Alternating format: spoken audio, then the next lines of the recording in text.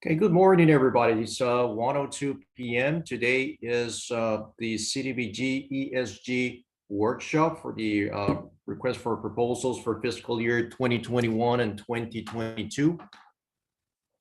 And there's two things before we start the workshop. Just letting you know that this workshop will be recorded for those who do not have the opportunity to be here watching this live. This will be also be posted on our Cdbg RFP site on the City of Miami website. So let me start then by saying that this RFP is for the period that starts on October 1st, 2021 through September 30th, 2022. With an option to extend for one additional year. The current RFP is only for the City of Miami area, and it does not extend to Miami-Dade County or any other cities. So please make sure that your project is located within the City of Miami limits. So to start this RFP, you're currently looking at the City of Miami Community Development website. And there is, let me just go out for 1 second. This is the City of Miami Community Development website. And here you're gonna find on the current events, the RFP virtual workshop, which will take you to the actual application. The application does not reside on the city website. It's a third-party website. And as we go in and click in, what you'll see is that this will open a new website in Zoom Grants that has the programs that you can apply for. We currently have open two RFPs. One is for the Cdbg Public Services and Economic Development, as well as Emergency Solutions Grants, which is for homeless programs. And we also have a HOPWA, a Housing Opportunities for Persons with AIDS RFP, which also expands for those for the same term of fiscal year 21 and fiscal year 22. So this session is for the Cdbg request for proposals. So the first thing that you need to do is you need to create a Zoom Grant account in order to be able to access this RFP. Many of you already have this, so it's much easier to simply get in, and you can also look at the work that you've done in the past. Now, I have already created an account, but if you're new to this website and you need to create an account, you can click on this button and it will guide you to the steps that what you have to follow in order to create a new account. So I will just log in with my current login information. And now I'm already inside my account and I'm able to access the buttons to apply for this RFP. So I'm going to create a new request for proposals for Cdbg. And this is the sort of like a home page. What you'll see here is that there is some tabs on the top. This will show the different sections that this RFP has. But what we wanted to do is obviously read through this, make sure that you understand all the conditions, the reservations, the requirements, the terms, the purpose, and the timeline for this RFP. Once you have read all this, then you can proceed to hide this sections and get to the actual application. Again, you can click on any of these tabs to look for certain things or to find more information about the RFP itself.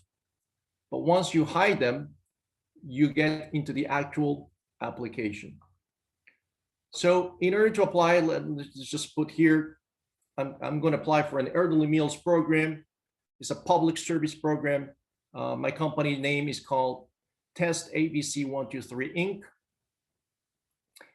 I'm going to say that I'm requesting $100,000 for my program. And the good thing about this application is that once you move to the next field, it will automatically save. So there's no need for for you to press the save button in order to save your work. So leverage funding. This is the amount of money that your project or your activity is also going to receive from other sources, not the same as this one, but other sources. So let's say that I have another grant from a different, it could be a local grant, it could be another federal grant that I receive for managing this program. And let's say that I get $50,000 for that. Okay, so I got here, all this information should be filled in already because you must have entered that information when you originally registered. So all these things is very straightforward. Now here, this section for collaborators, you can enter the email address of anybody in your organization that is going to assist you in drafting this RFP. And the reason you want to do this, if you have somebody helping you, is because email correspondence will be sent to everybody. And there may be a situation by which, we have to email the company. Everybody who is in this list will be getting a copy of that email. So once you fill that out, you can click next. Now, I forgot to mention that we will certainly be taking questions and answers at the end of this workshop so that we can concentrate on navigating through the application without any interruptions. So as you click next, you will go to the next section. Now, if you want to go back, you can just click on these tabs here that will allow you to go back to the previous section, or you can continue to the next section if you want to skip this section. So now this is very straightforward. These are just simply answering questions. Okay, so I said I'm going to be applying for a public service elderly meal program. So I will select here public service, the amount of money that I want to apply for. And I want to make sure that everybody understands that while you may be applying for X amount of dollars, the program may receive less if approved, or may receive more depending on the wish of the district and the priorities of the district. So it's important to keep that in mind. So this amount is not set in stone. It could be less, it could be more, but the key here is for you to apply so that we can all understand your program, how it benefits the community, and whether or not it's something that we as administrators of Cdbg can decide that is eligible or not. So let's say that your organization was funded for this service in the current year, fiscal year 2020. And if that is the case, and in the public service category, the regulation states that there has to be a quantifiable increase in the level of such service in order for it to be considered for funding. This is straight from the regulation. There's really nothing we can do. I don't necessarily agree with that, but it is what is part of the rules and regulations that we have to abide by. So, and I'm just going to write something here for the sake of this example. So let's say that this year in 2020, I'm just going to put fiscal year 2020, receiving 100,000, let's say $50,000. No, let's say 100,000. $100,000 for one meal a day for 350 clients, 365 days a year. And now this is an example, okay? So quantifiable increase propose, right? To serve with 100,000, 1 meal a day for 360 clients, 365 days a year. That is a quantifiable increase in the eyes of HUD. Or another example, you can say propose to serve with 100,000, 1 meal a day with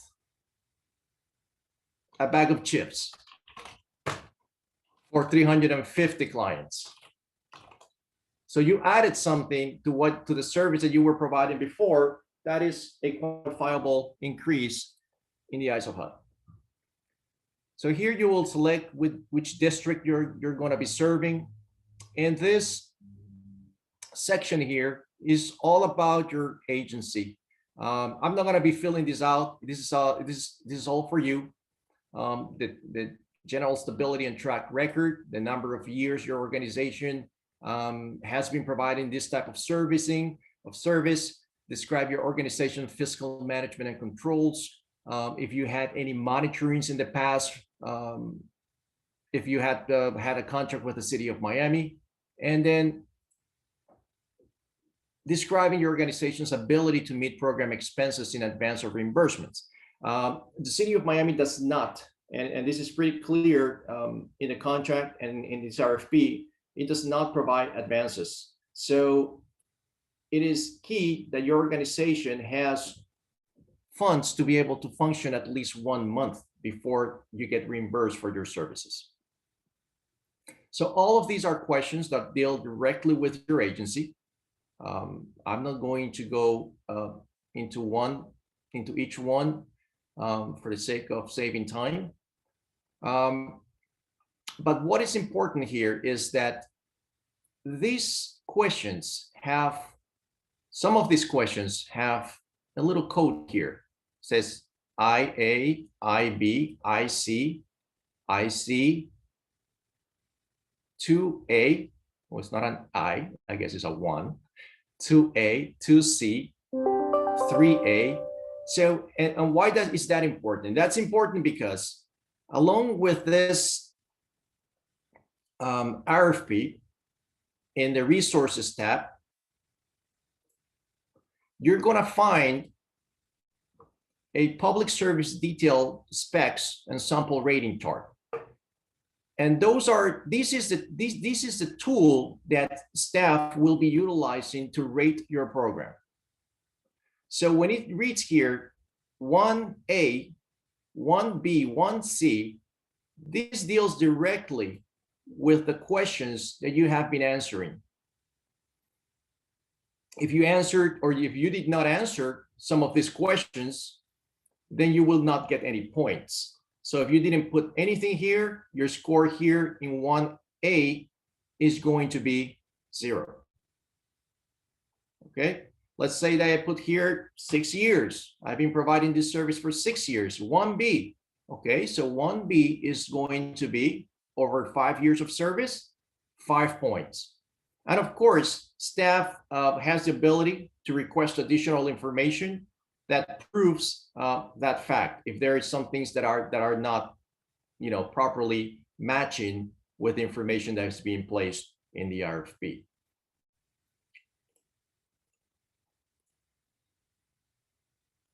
Okay, so since we are in resources, let's just take a look at the other resources that we have here.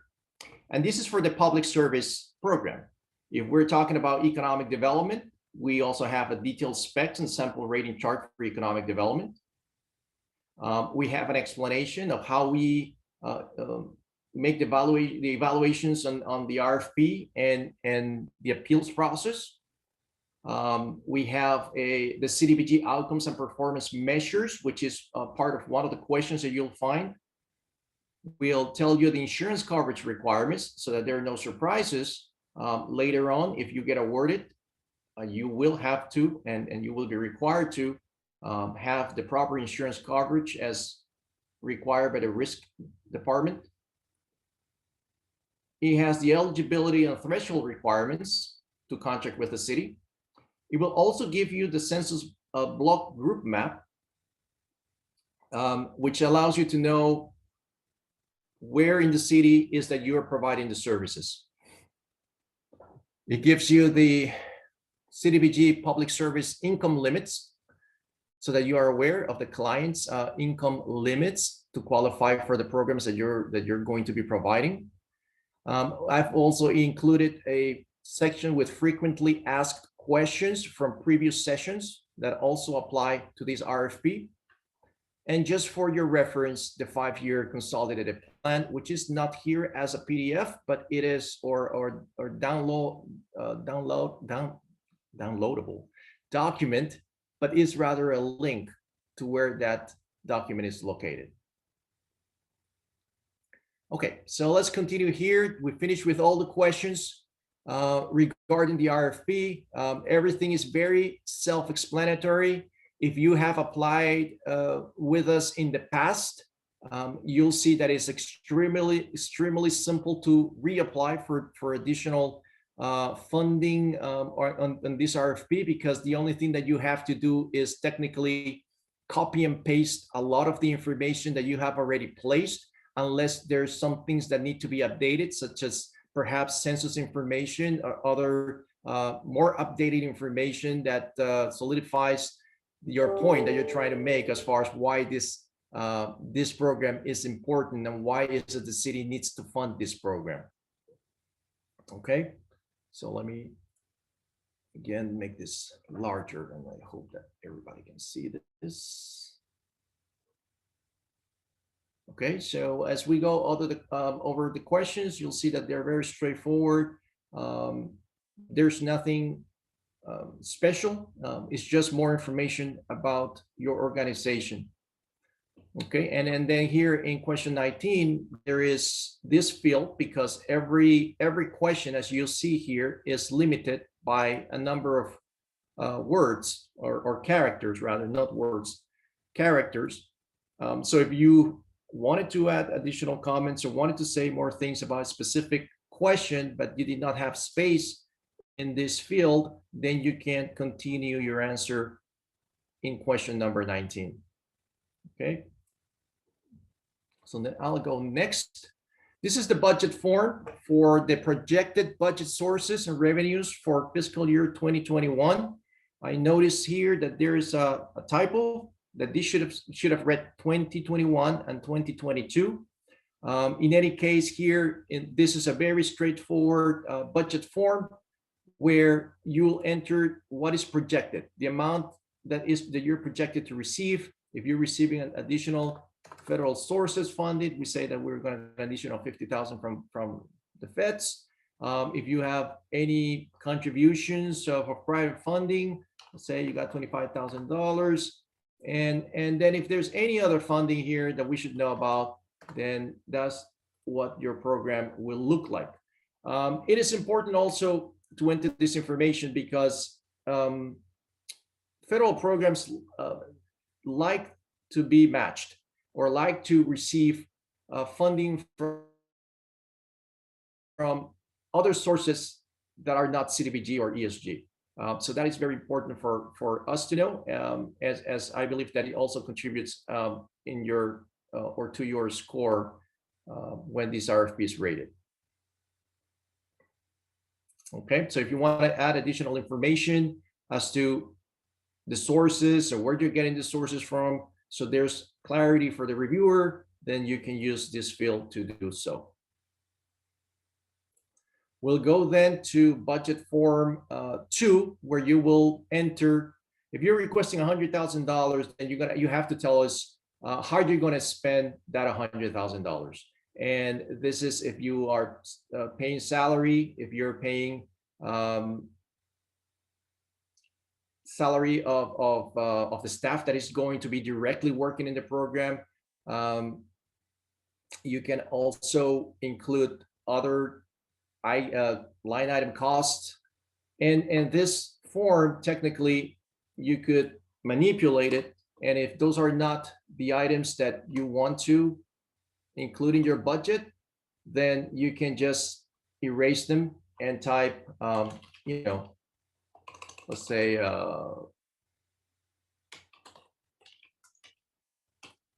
building maintenance. That's actually what I wanted to do. So that's where you start entering your information. Now, as you can see, this could happen. The savings can happen. That little message that comes out and says that it's saving can actually happen. It may stay there for a few seconds, and that is something that is normal. So just give it a little bit of time for the system to think and work. And we've noticed that it happens most noticeably when there is a lot of people in the system entering information. And that's when it's more frustrating, because most people, through experience, procrastinate in this process, and everybody is burning the midnight oil the day before trying to submit. And that's when they have more issues with the form saving, taking quite some time. So my recommendation is, if you can submit it tomorrow, please do so. You will have the ability to go back and make corrections even after you submit your application. So the most important thing is really to get the application in, even though it's not, if it's 99% done, and you're just waiting for, let's say, one statement, and you did not put in, you're waiting for that one statement, submit your application. If it's something that, it's not that important, but you still want to put it in, and then you can come back later and upload that information. But the key is for you to make sure that the application is submitted.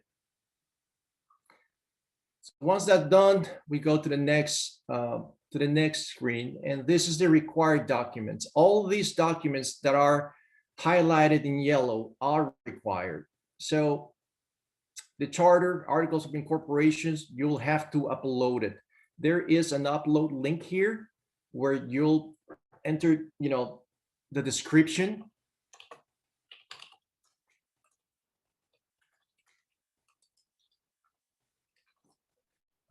And then you can select a file, and you will enter, you'll select the file, and then let me just put this in. And then you say upload. Your file has been uploaded, right? So it doesn't, it actually doesn't show here, but if I were to refresh the page without kicking me out,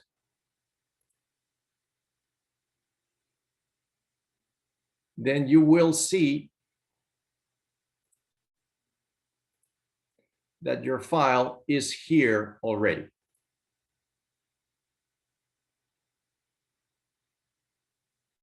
So there you go. I can now get my file from there. Okay, and you'll have to do the same exercise for every document in this list. If for whatever reason, and as we go down, you do not have something that is required, let's just say that your organizational chart, it's a bad example. Let's say that your policies, let's say that your job descriptions and resumes of staff to be funded is like 50 pages long, right? There is a limitation on the size of the file that can be uploaded. So what you will be doing is you will only upload the first, let's say, 2 pages or 3 pages, and the 4th page will say, please contact the agency for the complete file because it's too large to upload. Okay, so in that manner, you won't have issues with having a file that is too large and it won't let you upload anything. But you do have to upload something, because if not, the program is not going to allow you to submit your RFP. So again, if the file that you need to upload is too large, then you need to make it smaller. There's two ways of making it smaller, right? One of them is obviously taking some of the pages off there and give us a note that says, hey, for the complete document, please contact us because the file is too large to upload. Or number two, you can use a PDF, if your file is in PDF, which is really what's recommended. You can use a PDF software online, which is free, and you can make your PDFs smaller. You can reduce the size of the PDF, and then perhaps by doing that, you're going to be able to upload the complete file. Now, after this, we have some files here that have a red download template notice here. So for each of this, you're going to have to click on the download template. It will download the form. You're going to open the form. You'll fill the form, and then you're going to have to sign and date the form.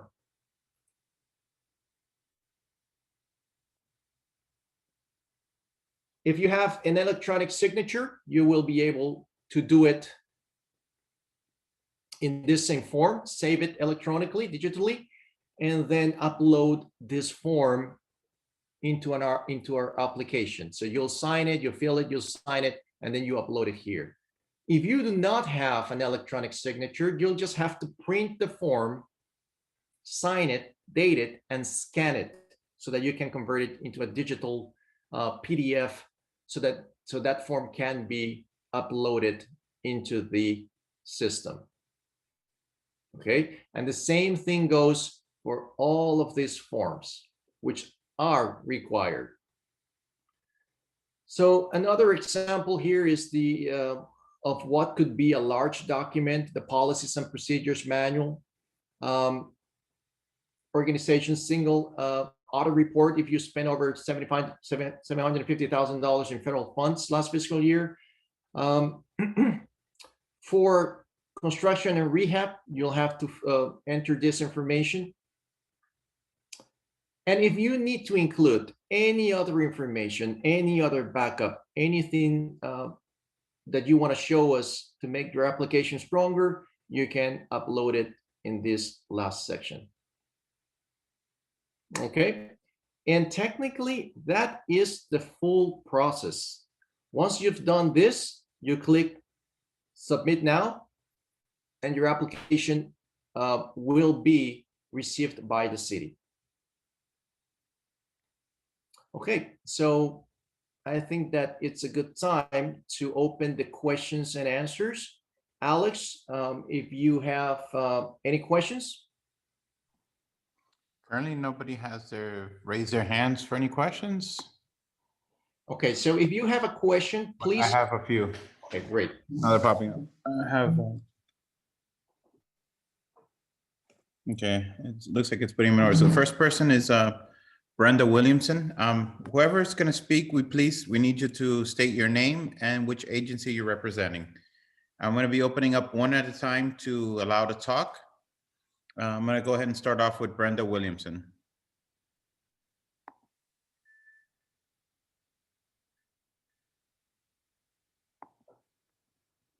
Okay, okay, I was muted. I'm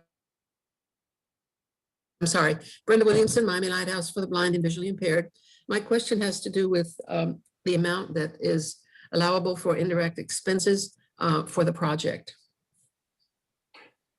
What type of project is it? This would be after school, before school, and after school for young children in our learning center. Okay, childcare. The programs are all based on direct expenditures unless you have an approved cost allocation plan with the IRS. So in other words, in theory, it's direct costs. Yes. Not indirect costs. Correct. Okay, thank you. That's very helpful. No problem. Okay. I'll be going on to the next person is Pauline Trotman. I'm gonna open up access now. You need to unmute yourself, please, Pauline. Hi, good afternoon. This is Pauline Trotman, and I'm with Better Way of Miami.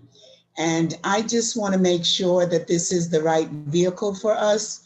We own a property, and let's say, for instance, we were trying to get the windows replaced on this property that already houses individuals who are homeless. Would I be able to use this grant to request these funds? You can apply for under Cdbg Economic Development Activities. From what I hear, your activity it qualifies under a public facility and improvement because it houses the homeless, and yes, you can apply for this grant. Okay. The individuals, once they come into the permanent housing program, they are no longer homeless. They're formerly homeless. It's understood. No problem. Okay. Thank you. Thank you.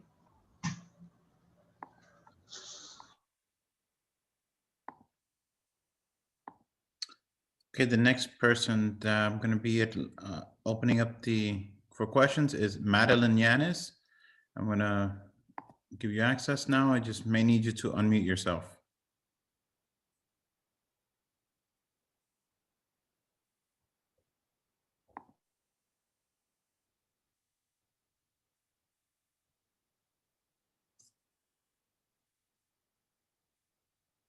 Hello, Madeline. You're mute right now. Oh, yeah. Hello? Hello. Can you hear me?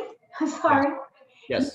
I have a question. I already completed the application and I have not received the confirmation.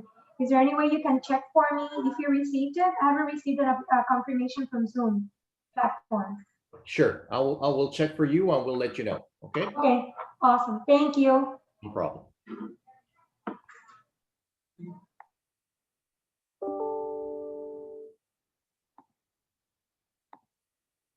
Okay, next up is Monester Lee Kensler. I'm gonna open it up and you may need to unmute yourself, please. No,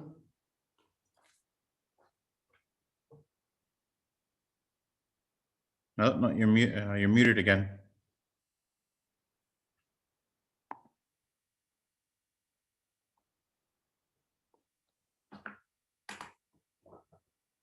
Hello?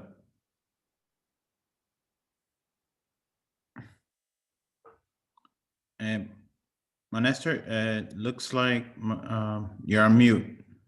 Please unmute.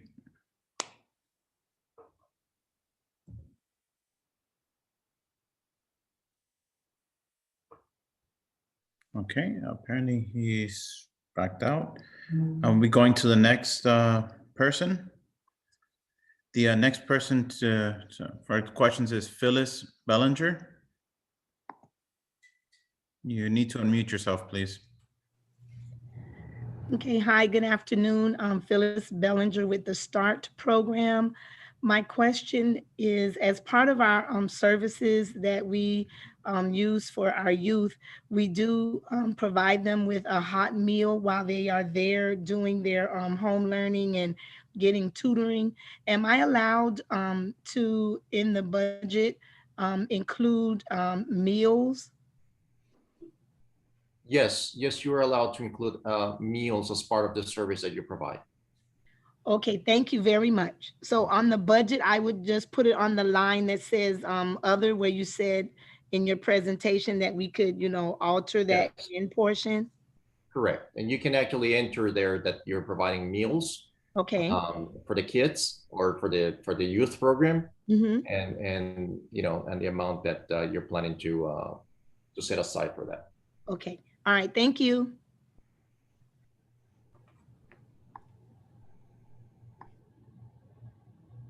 And Madeline, yes, I do see that Central Matter Child Care Services is actually the only one that has been received so far. But yeah, it's submitted.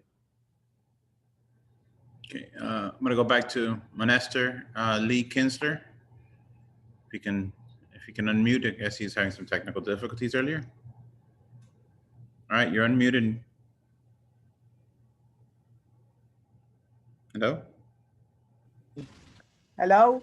Okay, there you go. We can Yes, hear we you. can hear you. Oh, can you hear me? Yes. Hi, my question is, I'm a Leap of Faith Foundation.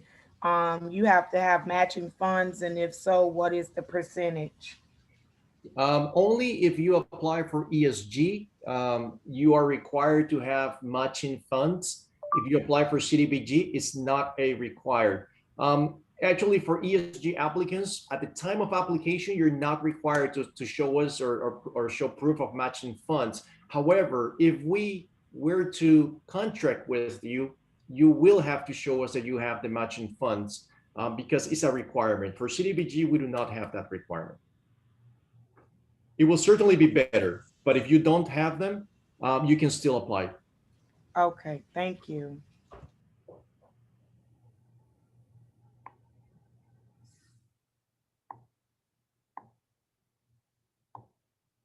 Oh, oops, I apologize. I believe the next person to speak was Vernon Moxie. Give me 1 second to open up access for you.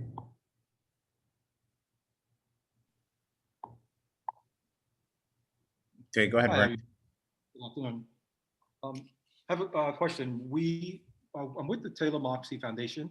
We've been with the Miami Foundation for 7 years as a donor fund. We've recently received our standalone 501c3 status for the foundation. And I wanted to know the program that we're implementing, would that be a hindrance in regards to the time that the foundation has had the 501c3 status? When is did you receive your 501c3? Or about, I think it was 5 months ago. 5 months ago. So you technically have not been able to implement the program. Well, we've had programs with donor funds under the Miami Foundation for 5 years. So we were under their 501c3.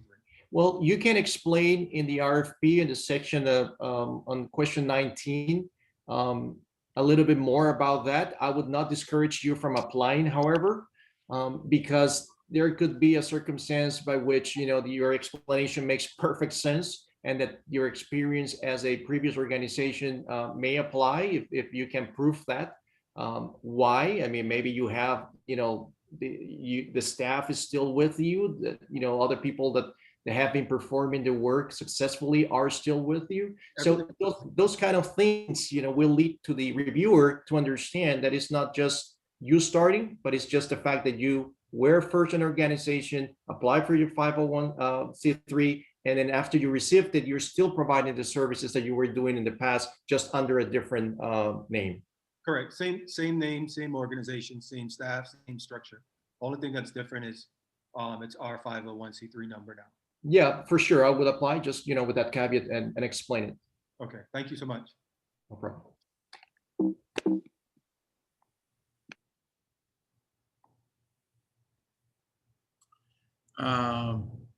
Next person to has a question is Pauline Trotman. Go ahead and allow you to speak. Okay, here you go. Yes, thank you again.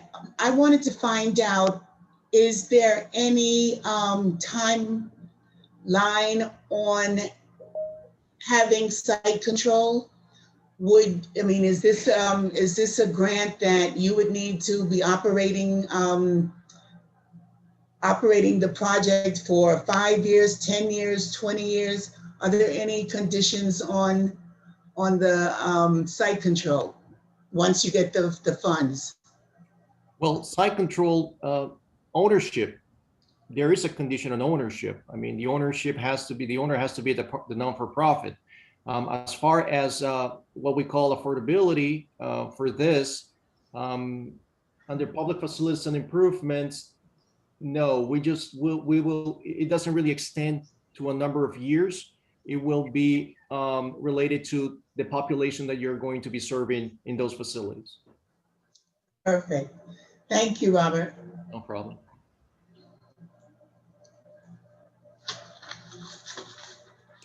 Okay. Yeah. Give me 1 second here. Okay, next I have Phyllis Bellinger again. I believe she has another question. I'm gonna go ahead and open up for you. Yes, this time my question is concerning, we were thinking of adding the aspect of providing the students that come for the different services with a stipend. Is that something that would be allowable as funding as well? Yeah, unfortunately, stipends are not allowed. Okay. Thank you. No problem. Thank you.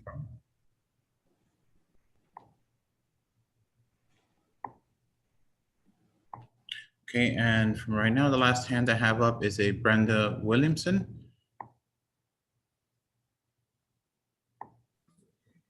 Thank you. This is another question regarding matching funds. We're requesting funding for a specific aspect of our program. Does the matching funding have to be for that aspect of the program or for the entire program that we're operating? Let's say if you are part of a broader organization that offers different services, the matching funds technically should be for the service that you're applying for. Well, we're talking about a children's program and we're requesting funding for a specific sub activity in that children's program, but I'm referring our total project budget will be for the program. Yeah, if there's a direct relationship to that, if it's a sub program of some of a larger children program, then yeah, of course. Thank it you. should be fine.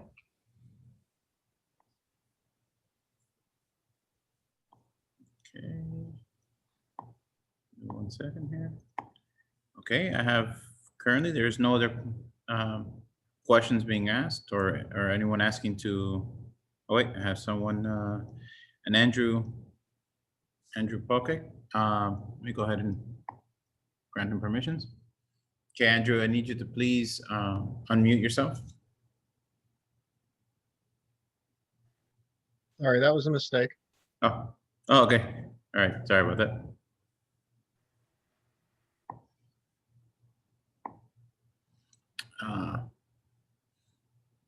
Esther Lee Kinzer has a question. Go ahead. I have a question. Is this, you have to apply for this every year or is it every quarterly? Is it every 3 years or every 5 years? Sure.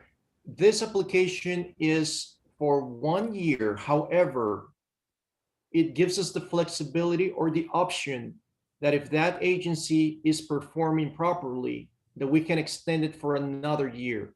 So you will not see another RFP for the City of Miami for Cdbg Public Services or Economic Development or ESG for that same matter until January of 2022. No, 2023. I'm sorry. So 2 years from now is when we'll issue the next RFP. Thank you.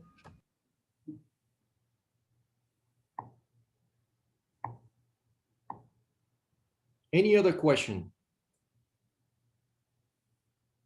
Okay, if you for whatever reason have a question that is not of a technical nature, because technical nature questions have to be addressed with the Zoom grants folks, which because they're the owners of the application. If it's a question such as some of the questions that were asked today that deals with programmatic stuff, then you can still email me. I will put here my email address, and I will not respond to you directly because that is not a fair way of providing answers to only one person. It has to be disseminated to everybody at the same time. So we will post those questions on our website. So my email address is rtazoe@miamigov.com. Okay, so if you have any questions related to programmatic insight, then you can certainly email me. And of course, please give me the name of your agency, the type of program that you're going to or you're planning to to run and your question, okay? And then I will reply to those questions by making a posting on our website. See here, and I think there's a date for that. So you can submit written questions until February 25th, and then I will post those questions on our website by March 1st. And please don't forget that the deadline for submission is March 5th, no later than 12 midnight Pacific Standard Time. So technically it's about 3:00 a.m. on the 6th of March. Is that right? 3/5/2020, no later than 12 midnight. Yes. But please do not. This is a very easy request for proposal application, and we really want you to apply and have the information submitted as soon as possible. And I will just share my screen to show you that in the RFP you have that information under the introduction, and here's all the information related to questions, when you can, how you can submit your questions, when you can expect to have a response to your question, and the deadline for submittal. Okay, so please make sure that if you apply, you do so as soon as possible. Well, actually, I was not sharing that. Now I'm sharing it. It's right here under the introduction, purpose, and timeline. You'll find that information right here. My email address is here. The date by which you can submit questions, and also the response to your questions will be posted on our website by this date. Okay. So Alex, is there any other question? No, I don't see anyone else. Okay, so if nobody else has any questions, then thank you very much for attending today's workshop.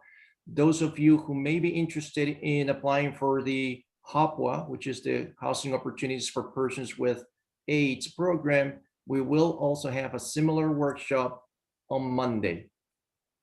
Okay, for which you also have to be pre-registered. So thank you very much for attending, and we expect to see your applications arriving hopefully sooner than later. Thank you.